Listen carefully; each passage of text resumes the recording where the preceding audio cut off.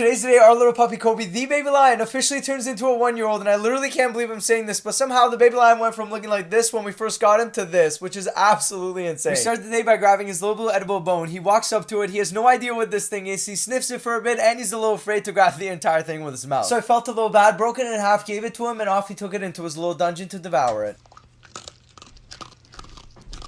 Anyways, we got Mother Goose blowing up balloons. The baby lion's clearly excited. Bob the Builder's upstairs painting the sloth's room, who, by the way, comes back today for a week. I'm not too sure how she's going to react when she sees her dresser outside of the room, but that's when I hear Mother Goose scream because the baby lion stole a balloon and he has no plans on giving it back. So he ends up popping the balloon and it had these little sparkly things inside, so it was time to clean it up really quick because if he eats one, he could probably die. So we make our way outside. I grab his leash. He literally goes and sits at the door because he loves walks more than anything, and then he gives me a friendly reminder we forgot something super essential, the baby lion's favorite treats. Together, we're about to start this journey when he starts sprinting for some reason, so I let him free in the backyard before we start the walk.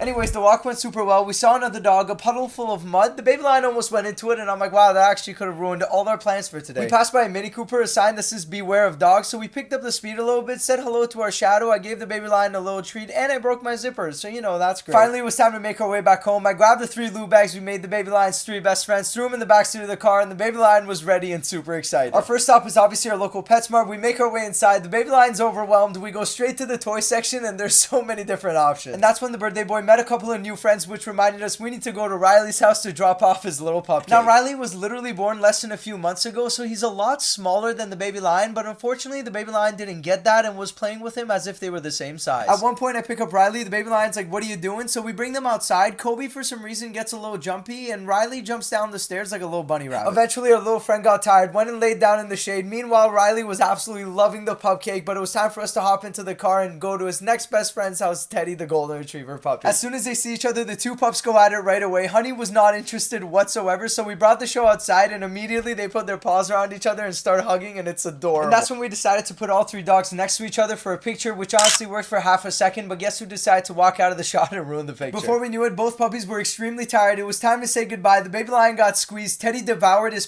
cake in about 5 seconds, and it was time to hop back into the car and make our way to our last stop. We grabbed Leo's loot bag. We're about to make our way upstairs when I realized the baby lion's never been in an elevator before, so he was freaking out a little bit. Right away, they start sniffing each other and immediately go in a circle, and just when we thought they decided to calm down and relax, Kobe picks little Leo up and almost throws him into the table. All of a sudden, Kobe strolls off for a bit, and I find him in the kitchen casually just doing the chicken wing. They battle it out just a little more, and then Kobe tells me he's had an extremely long day and it's time to go home. So we hop into the car. I look into the passenger seat, and I actually don't believe it. The little baby lion is fading. He's literally falling asleep. He's that tired. So we grab his presents from his friends. The sloth just got home, and it's time to celebrate with the entire family.